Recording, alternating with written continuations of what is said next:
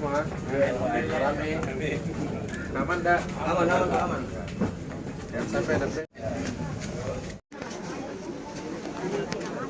Ada menyampaikan informasi, masukan, saran? Silakan. Ada? Yang ingin saya pertanyakan ini komandan, tukang parkirnya terus ganti-ganti itu setiap mungkin satu hari ada 4 kali ganti orang, jadi itu yang kita pertanyakan komandan. Masalah kamarnya Ya. Aturan apa tidak? Nah, gitu. Kalau dia tidak punya surat tugas, berarti bukan dia tugasnya parkir di situ. Nah, kemudian kalau dia mintanya lebih daripada aturannya, nah berarti dia salah juga. Nah, saya minta tertibkan. Hari ini juga saya perintahkan Pak Kapolsek tertibkan bersama-sama dengan Pak Ramil dan Pak Camat supaya tertib. Begitu ya Mas ya. Nah, oke, ada lagi.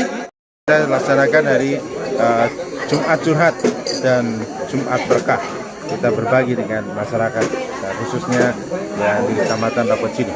Tadi ada curhat dari masyarakat terkait dengan parkir di Tamalate 1. Nah, itu nanti kita akan lakukan pengecekan oleh Kapolsek, oleh Dan Ramil dan juga oleh Pak Camat. Kita cek nanti di sana apakah ada surat tugasnya atau tidak.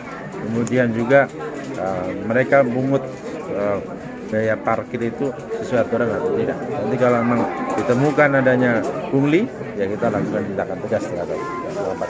Premanisme tidak ada. Tadi saya beberapa kali tanya, ada nggak premanisme? Ternyata tidak ada. Alhamdulillah aman.